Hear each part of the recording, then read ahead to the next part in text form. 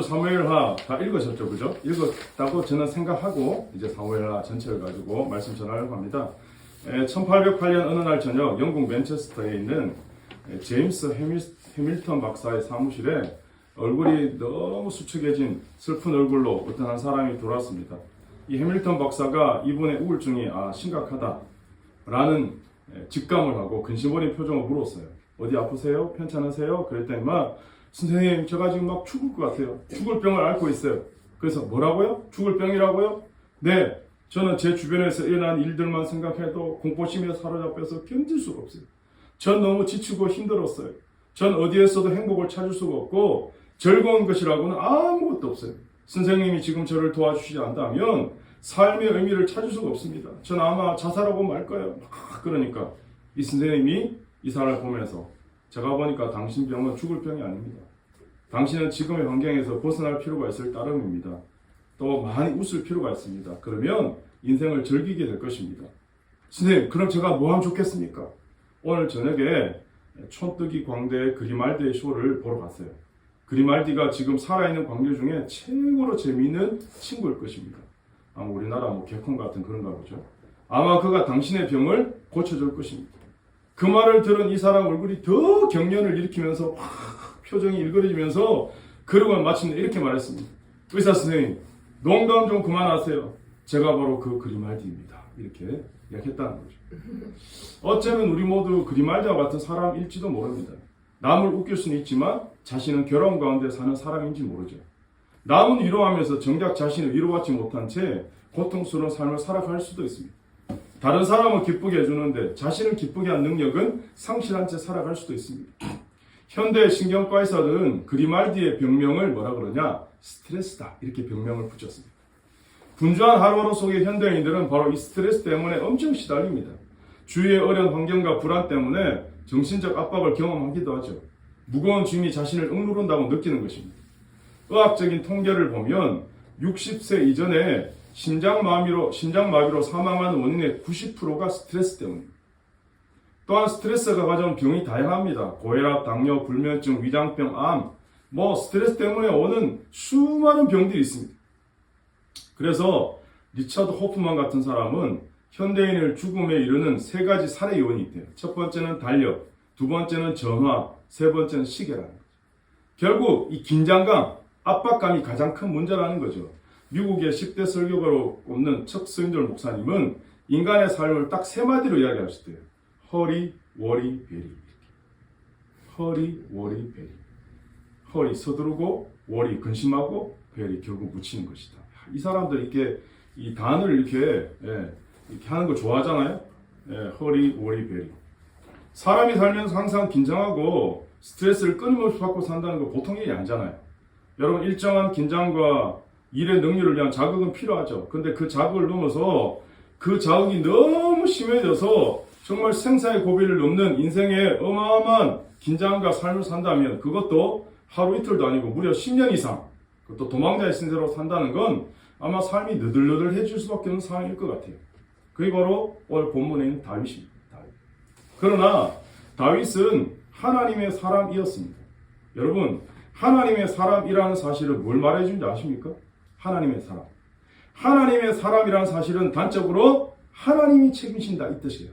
하나님의 사람이라는 건 하나님이 책임진다는 거예요. 여러분, 하나님이 책임진다는 이 말의 무게가 어느 정도로 우리에게 다가올지 모르겠지만 여러분, 나의 인생을 하나님이 책임진다 라는 이 말이 제대로 믿어지기만 하면 이 말을 내가 붙들고 이 말씀대로 살기만 하면 우리 인생에 엄청난 파장이 일어날 것입니다.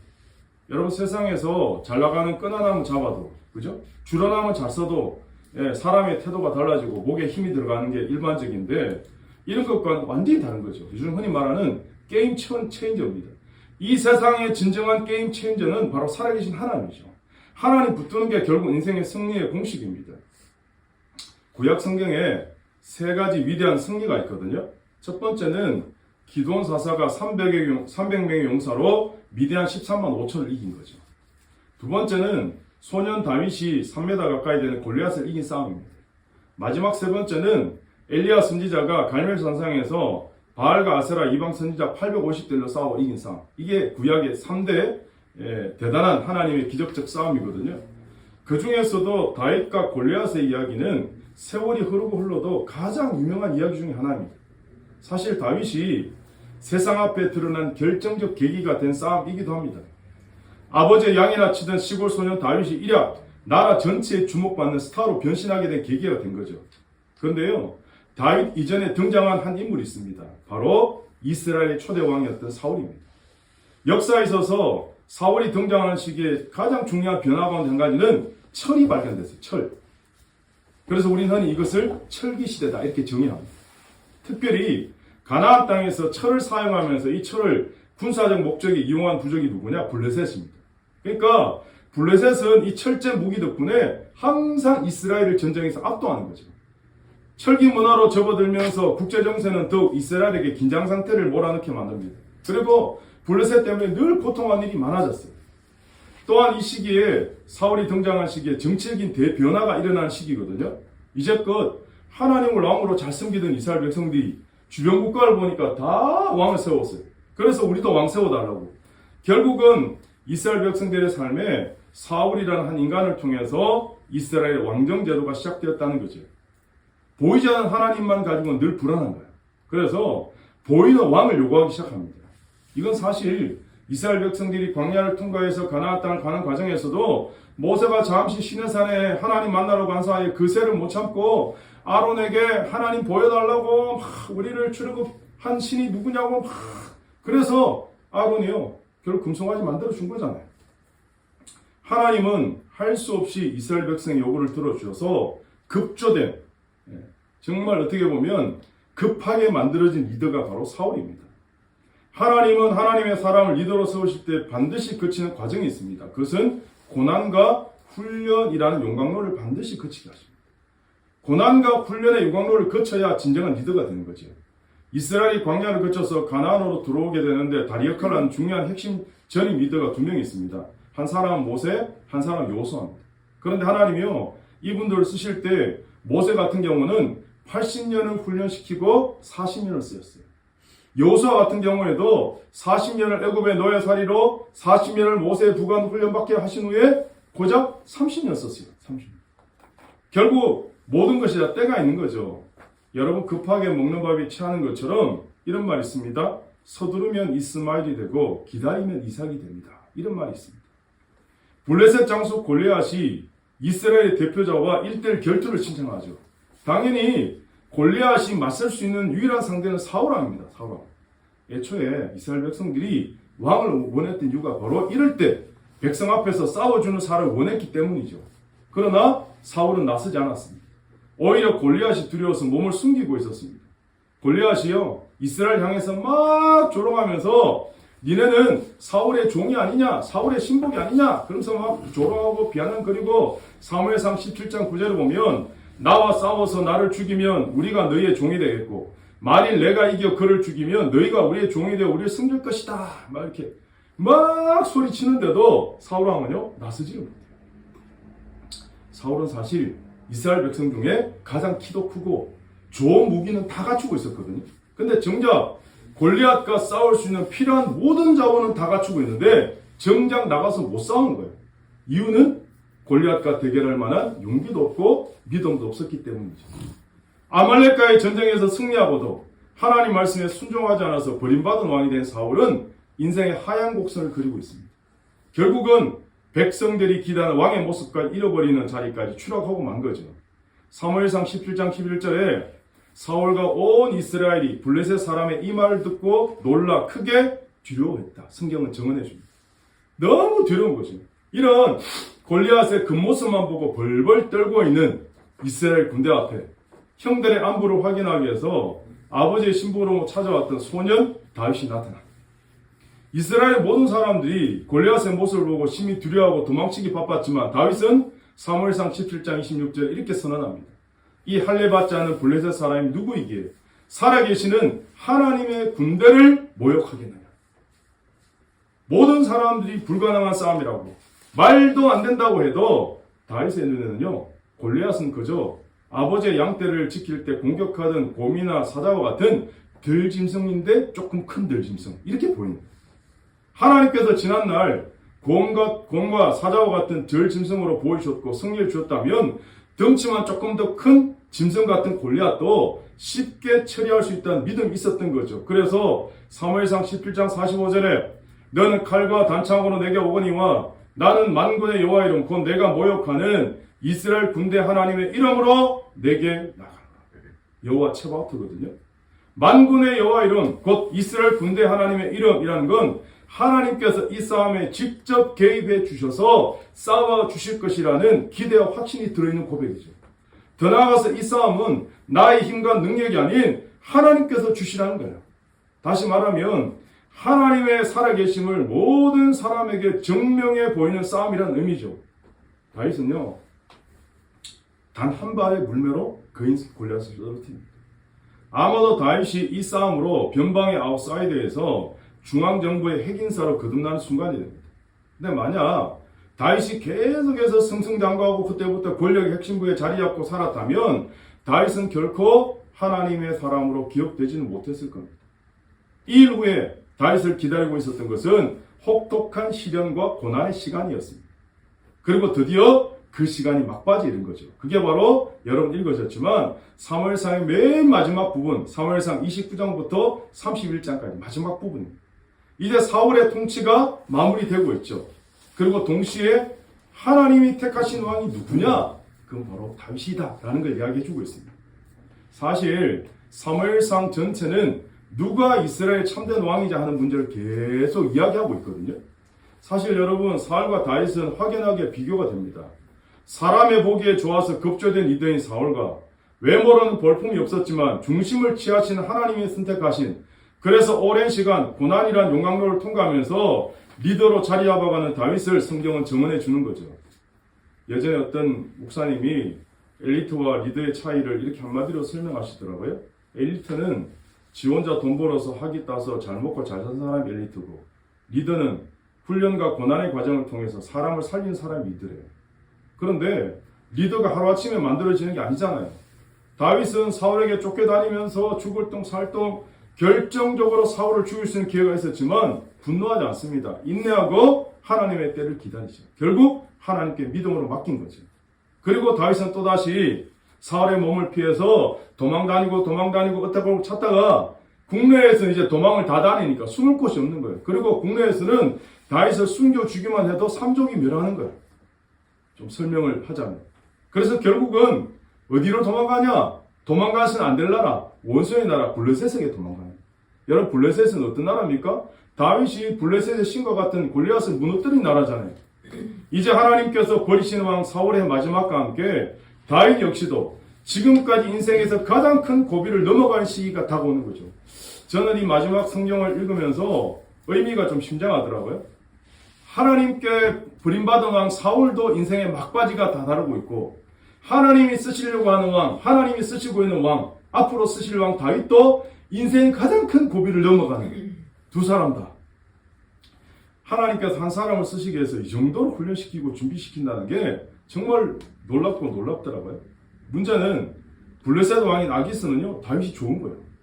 이것도 은혜예요. 그래서 다윗한테 시글락이란 땅을 주면서 정착에 살래요. 그래서 다윗이 블레셋 땅에 정착에 살게 되는 거죠. 그런데 난리 난 건 누구예요? 블레셋 신하들.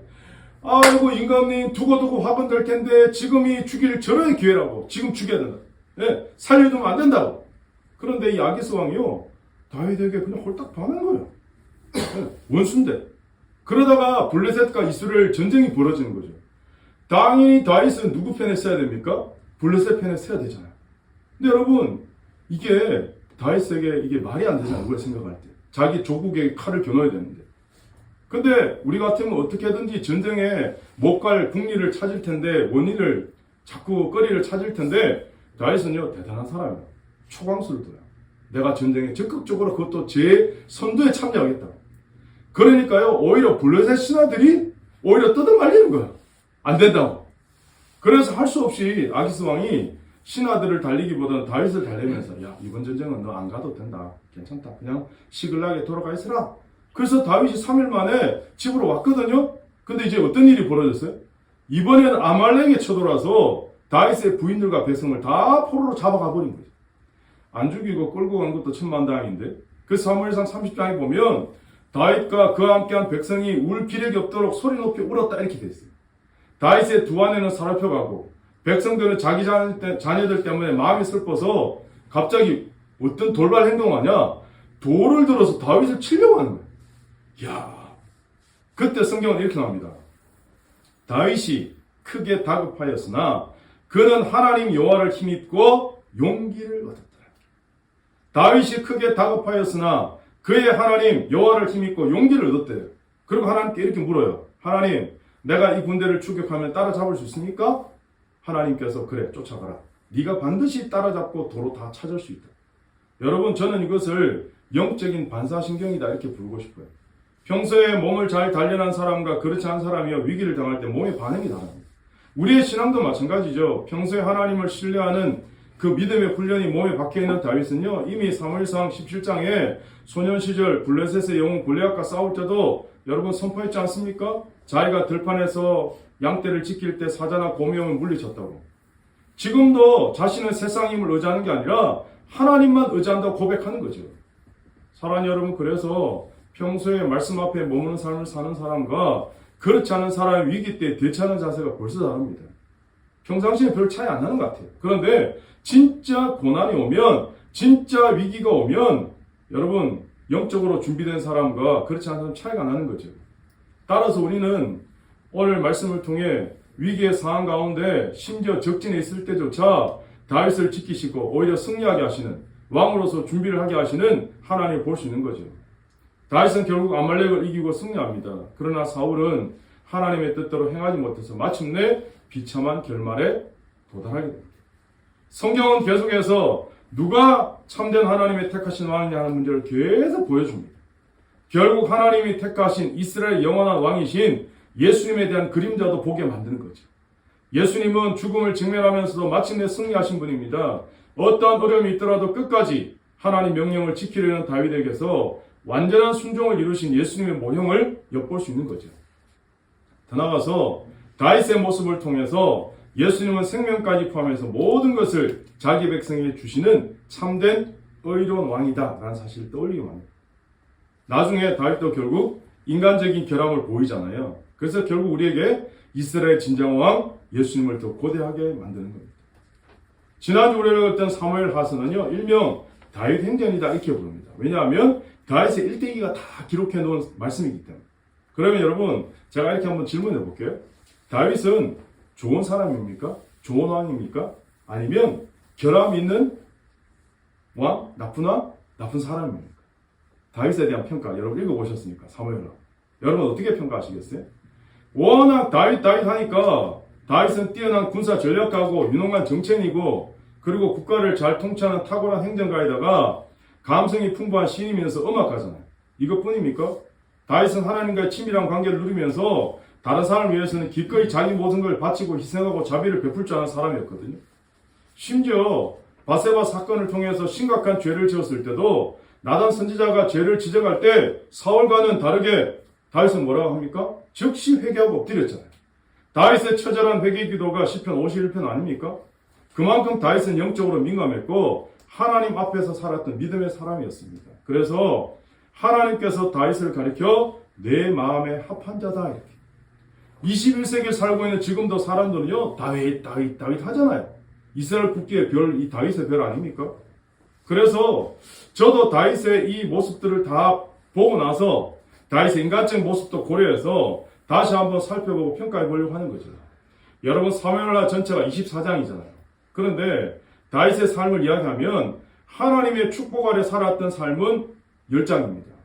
그런데 하나님의 진노 아래 살았던 다윗의 삶은 14장입니다. 이건 뭘 말해주냐? 결코 다윗은 좋은 평가를 받은 왕으로만 이야기할 수 없다는 거죠. 다윗은 자신의 목적을 위해서 한 여인을 악용했을 뿐만 아니라 잔인하게 그 남편까지 죽음으로 몰았던 사람이죠. 이것만 놓고 본다면 자신이 얻고자 하는 것을 반드시 쟁취해야 되는 욕망에 사로잡힌 사람이다 이렇게 볼 수 있습니다.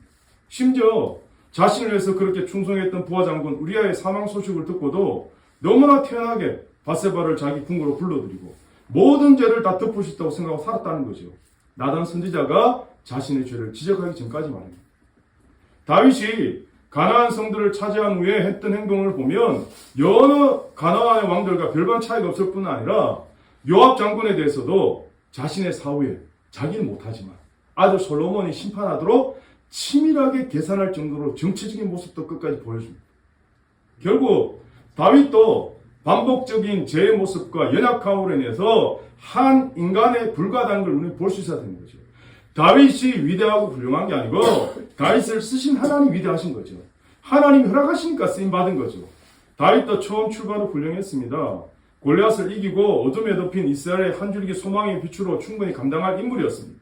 그러나 자신의 권력을 남용해서 절대 권력은 절대 부패한다는 공식을 그대로 입증해 버린 인물이 되었습니다.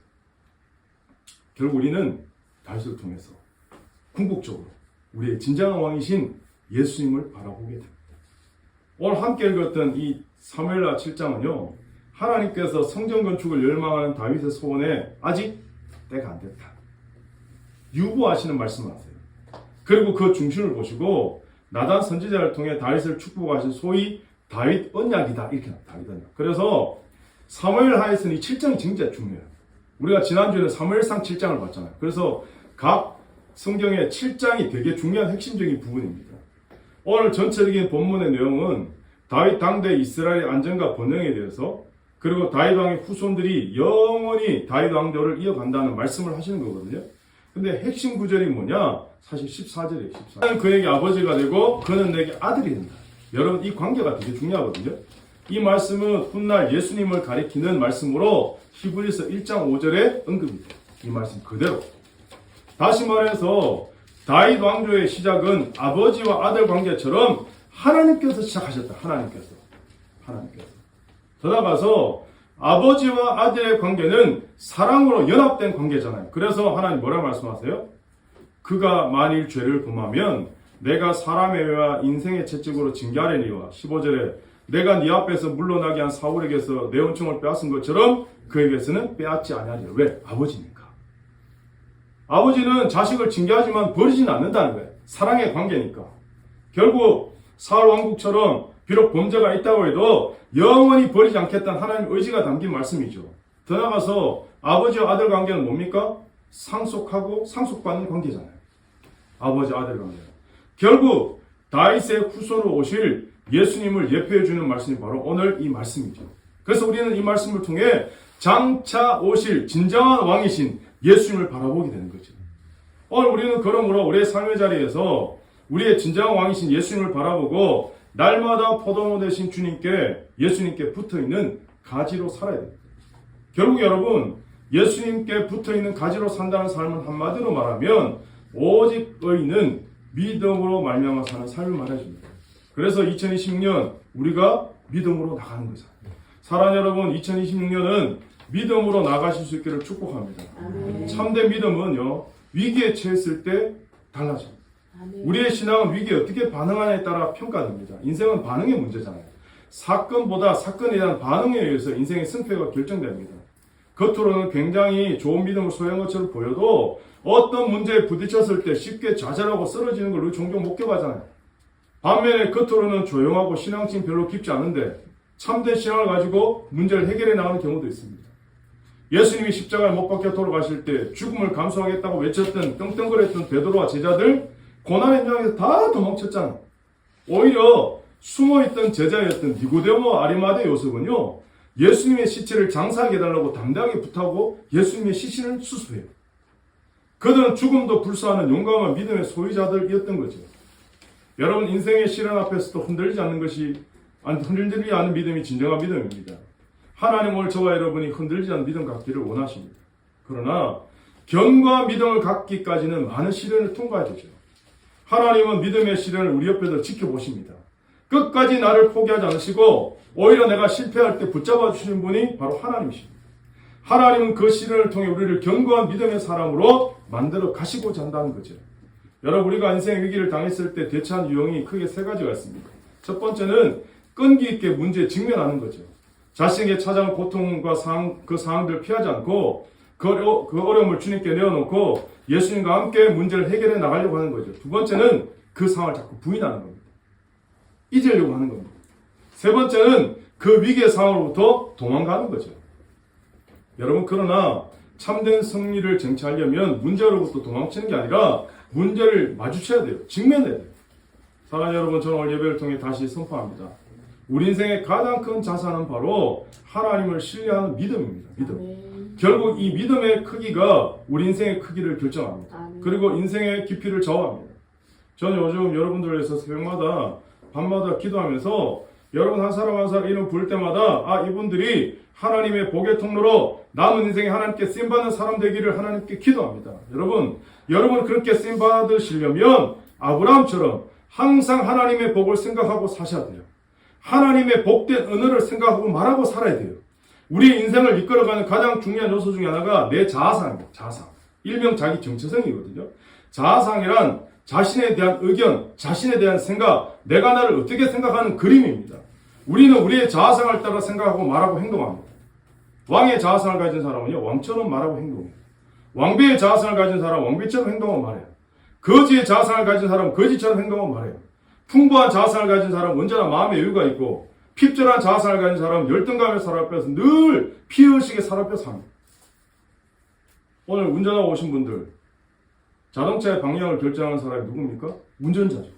내가 핸들을 트는 대로 가잖아요. 인생의 자아상도 똑같습니다. 인생의 방향도 똑같습니다. 인생의 자아상에 따라 인생의 방향이 결정됩니다. 그런 의미에서 우리 인생에 어떤 자아상이 있느냐, 어떤 자아상으로 삶을 살아가느냐가 중요한 거죠. 하나님 오늘 저와 여러분의 똑같은 인생을 주었습니다. 공평한 24시간을 주었습니다. 세상이 문제가 아니고 내 안에 있는 세상이 문제죠. 이제 다윗에게 약속하셨던 영원한 아들과 영원한 성전이신 예수님이 이제 십자가를 통해 부활을 통해 이 모든 하나님의 약속을 성취하셨습니다. 예수님만이 영원한 하나님의 아들 되시고 하나님은 성령을 통해 예수님 안에 가시기 때문이죠. 그러므로 오늘 저와 여러분이 이제 예수님 안에서 영과 진리로 예배하는 예배자로 살게 된 것입니다. 여러분, 예수 그리스도 안에서 이미 성취되었고 보혜사 성령께서 오셔서 이제 새로운 시대가 시작된 겁니다. 이제 오늘부터 이번 한 주간, 올 2026년 우리 남은 인생 이제 성령 안에서 믿음으로 나가시는, 그래서 날마다 주님과 동행하시는 복된 믿음의 삶 되시기를 예수 그리스도의 이름으로 축복합니다.